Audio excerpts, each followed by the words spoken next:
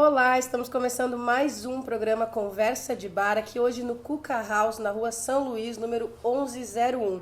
Hoje, então, nós estamos recebendo o Dr. Nelson Spitzer, meu grande mestre, de programação neurolinguística, médico e também o pioneiro da programação neurolinguística no Brasil. Tá vendo? Responsável também pela Dolphintech, né? Eu fiz diversos cursos com o Dr. Nelson, lá na Dolphintech, inclusive, Muita honra, muita honra. Então é um prazer hoje receber aqui junto com Fabiano Brasil. Pois é, tudo bem? Como é que estamos? Mais um Conversa de Bar aqui no canal Bar TV. Como disse a Jéssica, o Dr. Nelson Spitzer, que é uma honra recebê-lo aqui, muito legal pelo Conversa de Bar. Já estive com o senhor em outro canal, em outro programa.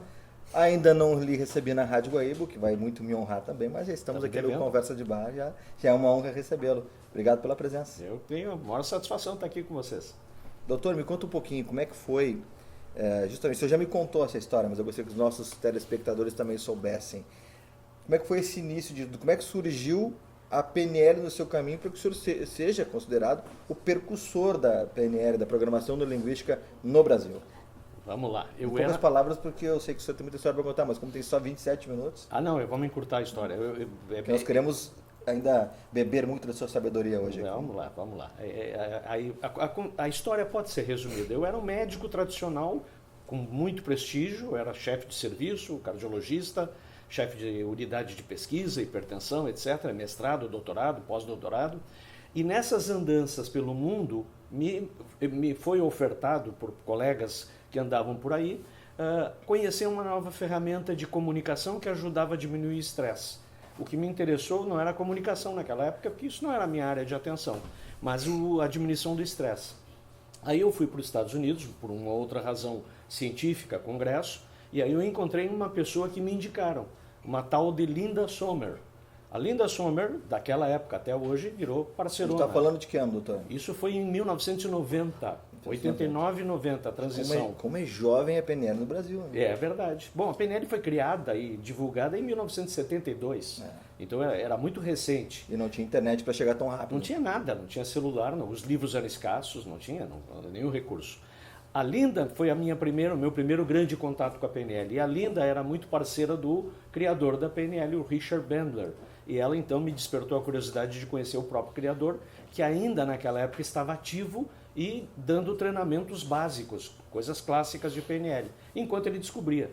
E aí, por indicação dela e preparado por ela, eu fui até o Richard Bandler, fiquei um tempo com o Richard Bandler, e aí fui somando as formações todas. Vim em 1990, eu já praticava programação neurolinguística, em parte do tempo que a outra parte eu fazia a minha cardiologia tradicional. E em 1991 eu resolvi abrir uma escola. E aí sim, eu fui o pioneiro nisso. Eu fui o primeiro que abriu uma escola para dar ensino em programação neurolinguística de forma, tradicional, ligada àquilo que eu aprendi com os mestres que estavam criando a programação neurolinguística. Então eu tenho esse aspecto jovial, mas eu tenho bastante tempo. Começou cedo. Essa foi a minha história, bem resumida. Desde 91 até hoje, a nossa escola continua aberta, formando gente, a Jéssica esteve lá, milhares de pessoas passaram por lá, muitos praticantes hoje, alguns famosos, enfim, passaram pela nossa escola, orgulhosamente. Antes do boom do coaching, né, a loucura essa de que hoje todo mundo é coach, né? Hoje a gente tem dificuldade de achar cliente, porque está todo mundo coach, então a gente tem que pegar coach para dar treinamento. Mas antes desse boom, e eu acho maravilhoso isso, eu acho que essa busca de melhoria, isso é sempre bem-vinda, não importa qual é o caminho. A gente pode depois conversar aqui que tem caminhos para cada pessoa diferente.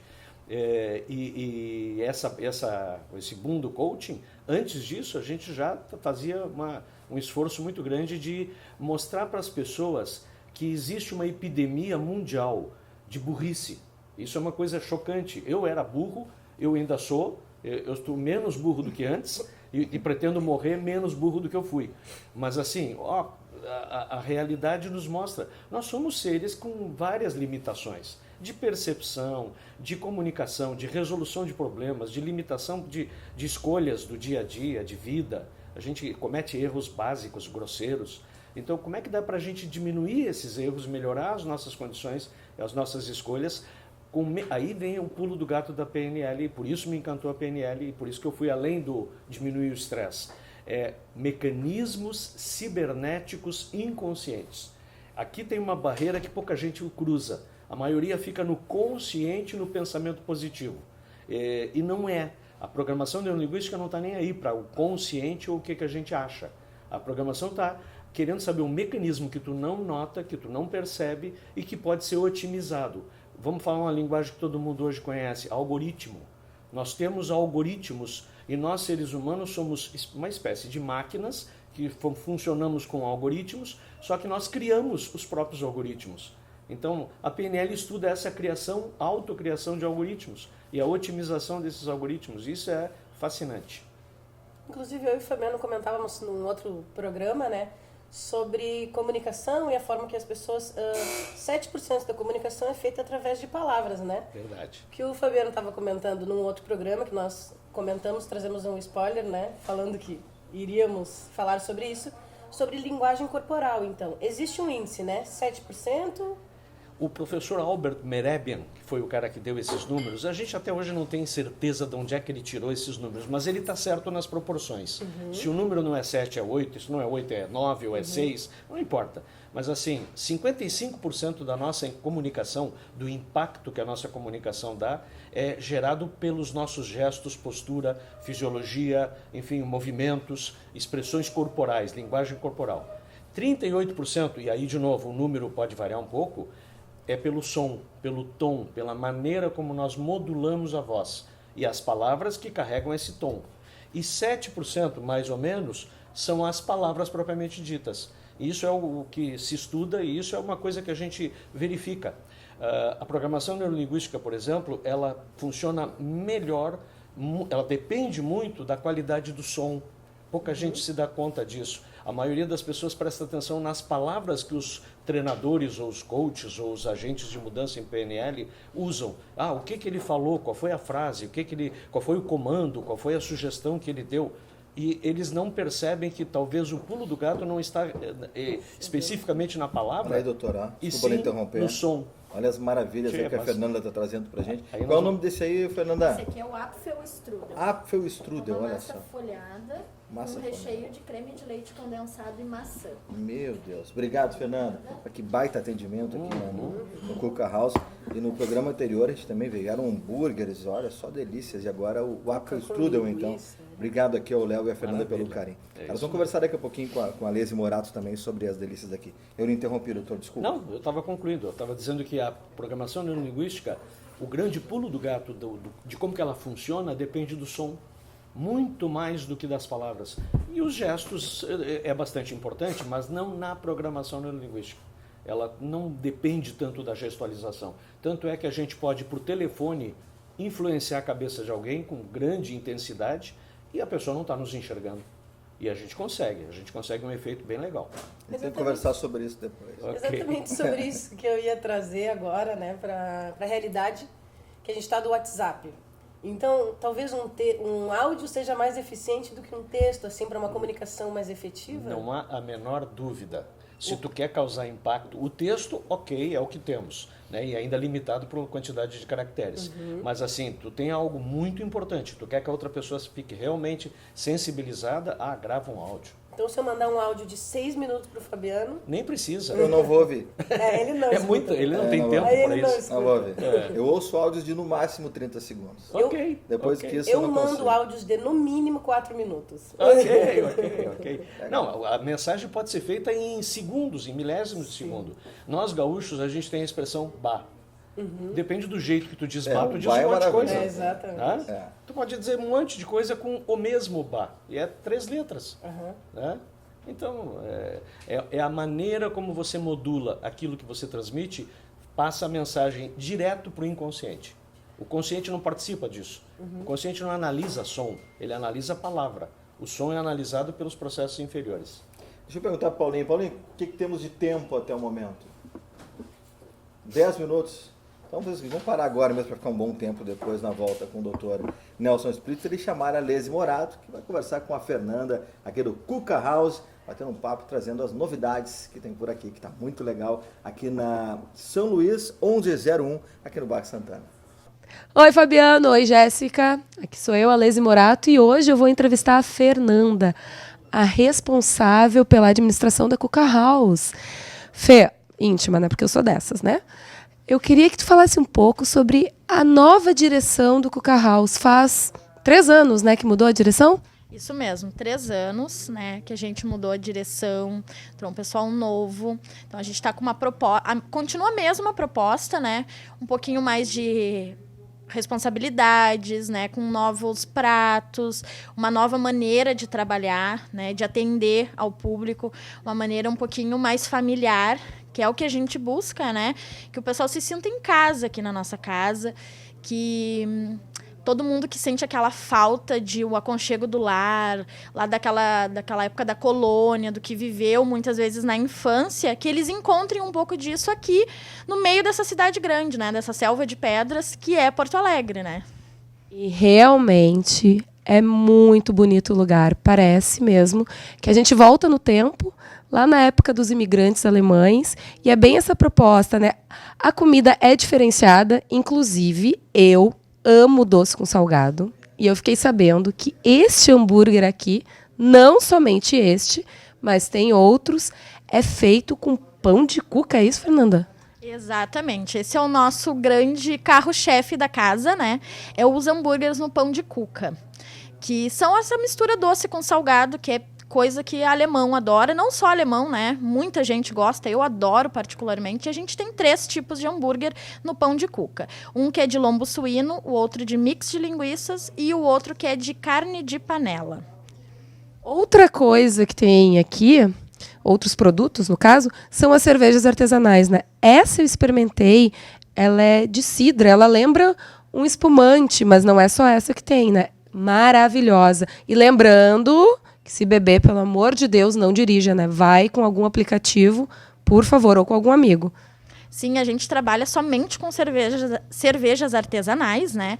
E essa daí é a cidra.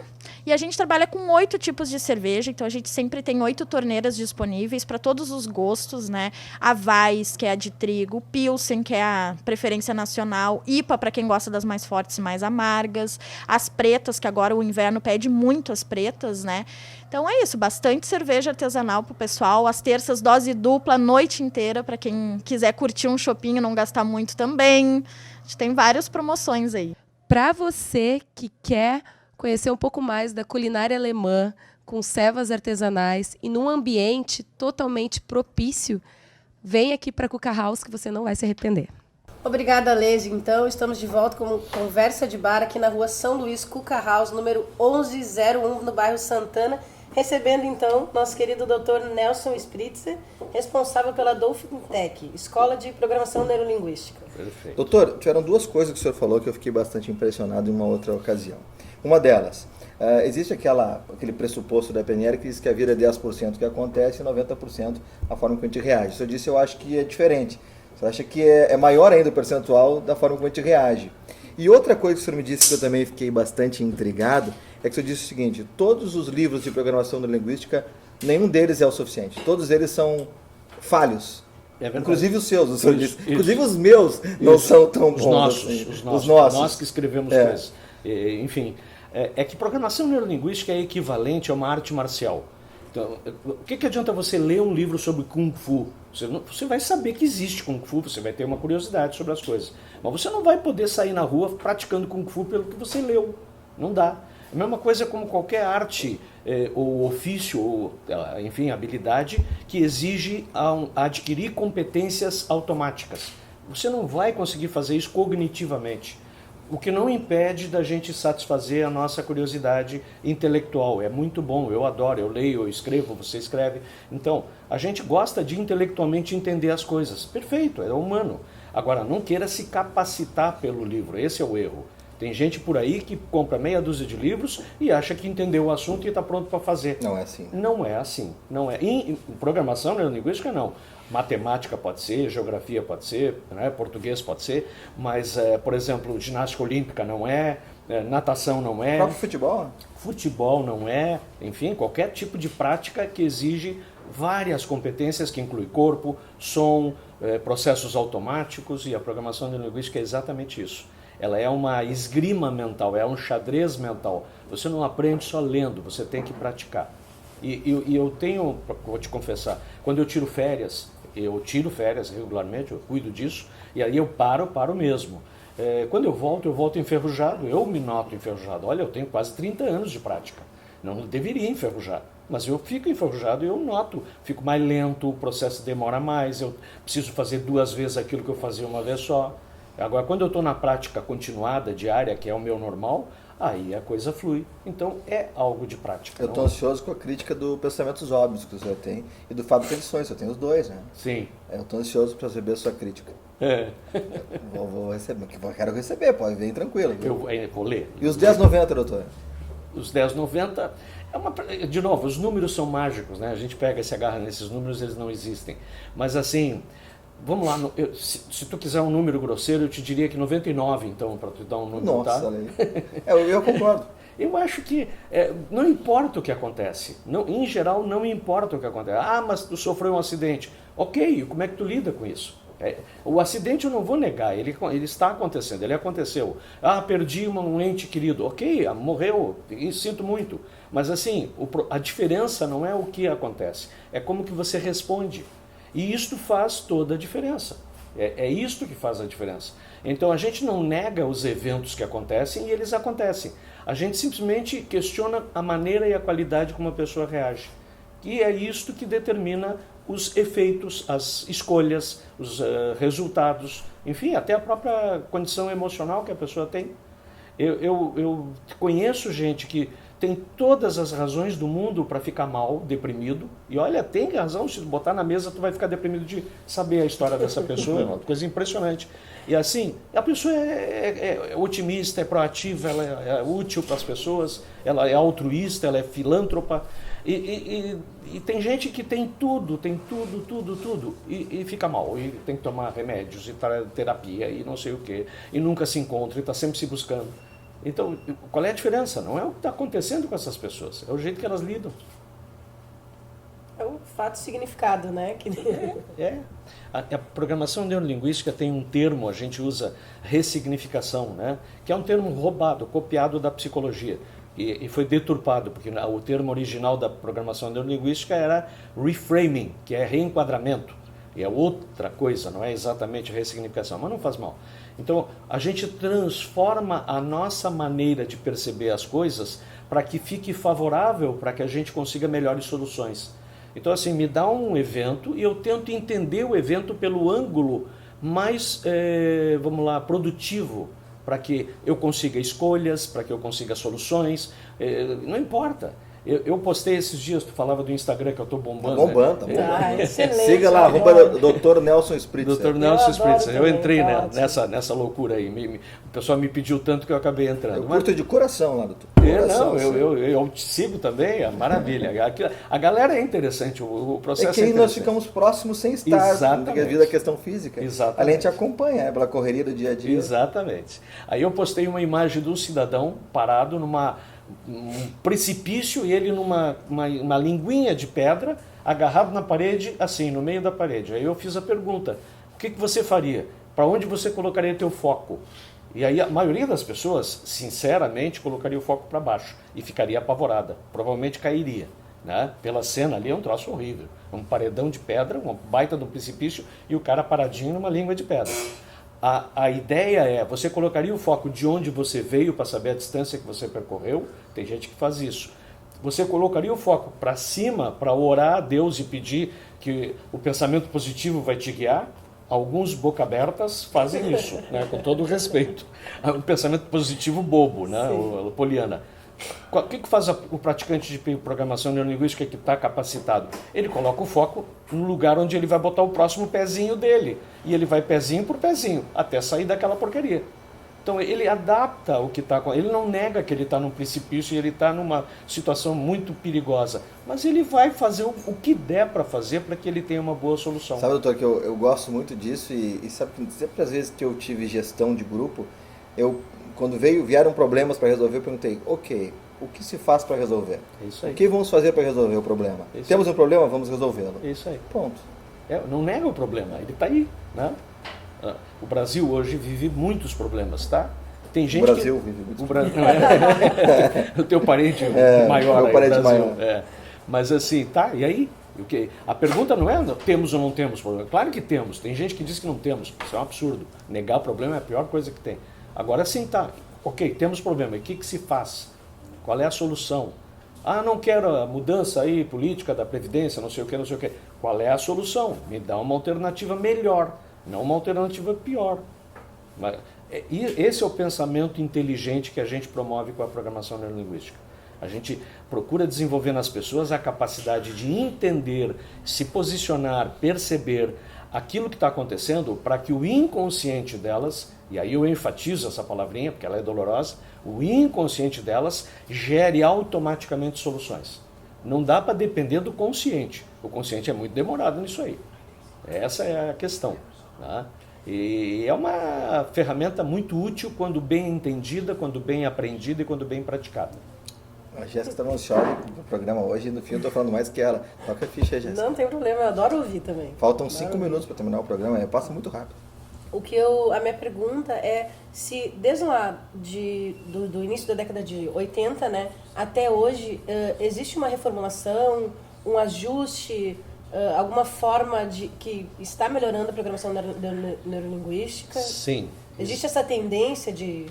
A programação neurolinguística é uma ferramenta, ela não é uma ciência estanque, não é algo que se descobriu e é aquilo. Não, ela é uma ferramenta e como ferramenta ela vai o tempo todo sendo adaptada a tudo que está acontecendo. Por exemplo, quando a programação neurolinguística surgiu, não tinha internet. Hoje ela está adaptada à linguagem da internet. Não tinha rede social, é um fenômeno de grande impacto. Hoje ela está se adaptando à rede social. A linguagem da programação neurolinguística tem que evoluir e se adaptar. As dificuldades que as pessoas procuravam a neurolinguística naquela época, de 80, por exemplo, mulheres procuravam muito neurolinguística em 80, porque elas queriam ser mais assertivas em casa, com os maridos e com os filhos. Porque naquela época as mulheres eram muito oprimidas e reprimidas. Hoje ainda, mas muito menos do que em 80. Sim. Então hoje as mulheres querem empreender, elas querem se capacitar para terem melhores resultados. Protagonismo, né? Exatamente, né? E as coisas estão... Hoje, o frágil hoje da relação é o homem. O homem é que vai para a neurolinguística para resgatar a autoestima. Né? Então, as coisas são evolutivas e as ferramentas estão se adaptando. A gente vai... Uma ferramenta chegada ao seu limite na neurolinguística, ela abre a possibilidade de desdobramentos para novas ferramentas. Agora, sabe, doutor, que eu tenho um workshop, estamos gravando o programa hoje dia 17, é isso? 18? 17, né? Hoje 17. Estamos gravando o programa dia 17 e eu tenho um workshop dia 20. Eu, juntamente com a Patrícia Ferraz, que já passou, para quem está assistindo, já passou. 100% dos inscritos até o momento são mulheres. Isso é. Existe uma média disso, né? 80% do público que procura desenvolvimento humano são mulheres. O meu público, eu meço isso pelo Instagram, o meu público é 60% mulheres, na faixa de 30 a 45 anos. Esse é o meu público, o público da PNL, é o público da PNL. E por que isso? Porque o homem é um bicho muito limitado, o homem masculino é um bicho muito limitado, não o ser humano. Ele tem ainda crenças de que ele não pode mudar, ele tem que ter razão, ou se ele se expor ele é frágil, ele não pode chorar, aquelas coisas todas. Ele não pode reconhecer-se frágil, que é um troço. A maior fraqueza que uma pessoa pode ter é achar que é forte. Eu não conheço outra fraqueza maior que essa. A maior força que uma pessoa pode ter é reconhecer as suas fraquezas. É uma tremenda força. O maior mestre que eu tive toda a minha vida, eu já aprendi com bons mestres na área da cardiologia, da PNL. Olha, mestres bons, e mestres também que não vale a pena citar. Mas assim... né? Eu queria saber justamente isso. Deixem eles em paz. Deixem eles lá. Deixem eles em paz, né? Que Deus os guarde. O jornalismo marrom, né? Ele quer polêmica, vamos lá. Olha, tem 1 minuto só. Nossa, o Paulinho falou que só 1 minuto. Jéssica, por favor, faça as honras para encerrar então com o nosso doutor Nelson Spitzer. Eu estava comentando ainda sobre... Não, eu só ia concluir e dizer que o meu maior mestre que eu tive em toda a minha vida foi o meu conjunto dos meus erros. Os erros, eu aceito e gosto dos meus erros. Eu tenho o maior carinho por eles. Não para continuar errando, para aprender. Valeu. Que legal, hein, Rascar? O princípio da programação neurolinguística diz que não existem erros, existem resultados, né? Isso, feedback, informação. Tudo é informação. Se você pegar a informação e usá-la, ok. Senão, você vai se dar mal. Sim. Tenho certeza que o pessoal em casa está pensando, puxa, já acabou, porque foi um grande programa, doutor. Que prazer receber Prazer é meu. o nosso Conversa de Uma Bar. honra.